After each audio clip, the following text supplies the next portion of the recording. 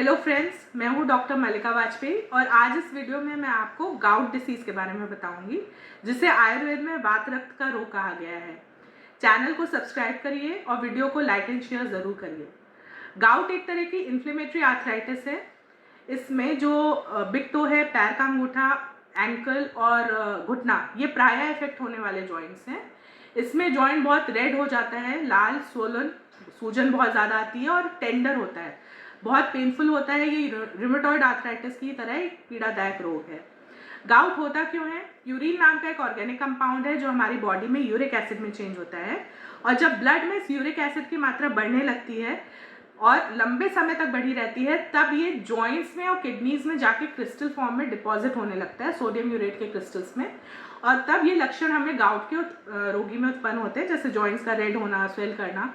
ये डिसीज़ के कई फ्लेयर अप पीरियड्स होते हैं जिसमें ये बहुत अटैक करती है रोगी को, और उनको इतनी पीड़ा होती है कि रोगी बताता है कि वो सोते सोते they get up with a feeling like their big toe is on fire. तो गाउट एक बहुत ही पीड़ादायक डिसीज़ है। इसके ट्रीटमेंट में एनसेड्स हैं, पेन किलर्स, स्टेरॉइड्स, कॉल्चिसिन और कुछ ऐसी दवाएं आती हैं जो यूरिक एसिड के लेवल को ब्लड में कम करती हैं। इसमें डाइट मॉडिफिकेशन एक मेजर पार्ट है ट्रीटमेंट का, क्योंकि रोगी को अगर यूरिक एसिड जो ज़्यादा बनाए ऐसे खाने को वो खाते रहते हैं तो उनको जल्दी लाभ नहीं मिलता है। आयुर्वेद में इसे वात रक्त रोग बोला गया है। जब रक्त और वात दोनों दूषित हो जाते हैं तब वो इस रोग की उत्पत्ति करते हैं। अब कौन से ऐसे कारण हैं जिससे वात और रक्त दूषित होते हैं?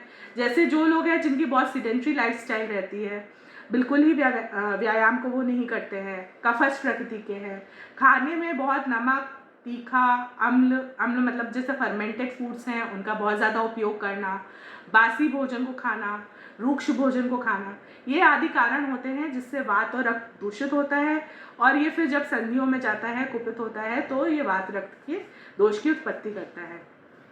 चरक संहिता में इसके दो प्रकार बताए गए हैं, उत्तान और गंभीर।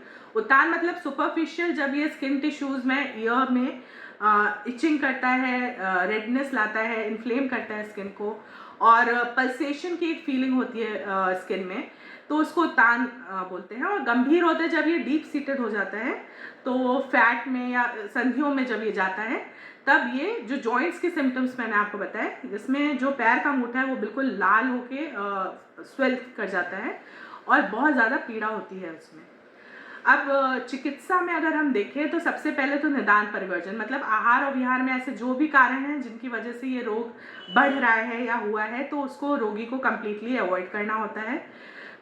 इसमें जो चिकित्सा है उसमें रक्त का शोधन, जैसे पंचकर्म में रक्त मोक्षण जो जलौका से किया जाता है, और बस्ती की क्रिया इसमें बहुत उपयोगी होती है, और औषधियाँ इसमें बहुत सारी ऐसी आयुर्वेद में हैं जो वात रक्त के रोगियों में बहुत लाभकारी होती हैं।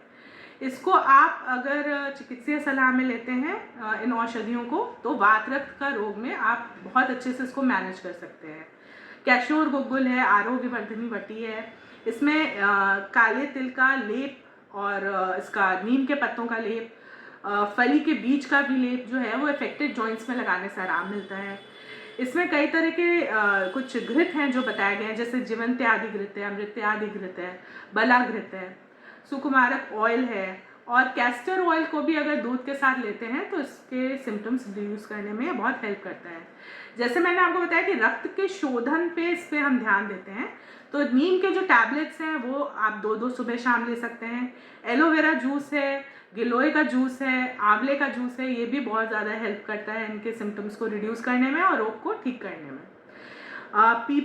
पीपल के छाल का काढ़ा इसमें बहुत उपयोगी है, और मुलेठी मुनक्के के साथ इसमें अगर वात रक्त में यूज़ करते हैं तो बहुत फ़ायदा होता है। मैंने आपको डाइट मॉडिफिकेशन के बारे में बोला था। इसमें जो प्रोटीन रिच डाइट है वो अवॉइड करनी चाहिए, जैसे दालें बहुत ज़्यादा आप उपयोग ना करें, करें भी तो मॉडरेशन में करें। जो डाइट है वो लो फैट होनी चाहिए, और नॉन डेयरी मतलब दूध के बनी हुई चीज़ों का या वस्तुओं का कम उपयोग करना चाहिए, या पूरी तरह अगर आप अवॉइड कर सको तो अच्छा है। एल्कोहल इसमें बहुत नुकसान करता है। सोडा वाले जो ड्रिंक्स होते हैं वो बिल्कुल अवॉइड करने हैं इसमें, और जो सी फूड लोग खाते हैं उसको भी इसमें अवॉइड करना चाहिए। So I hope this video helps you and this information is useful for gout patients. We will meet again very soon. Be healed by Ayurveda.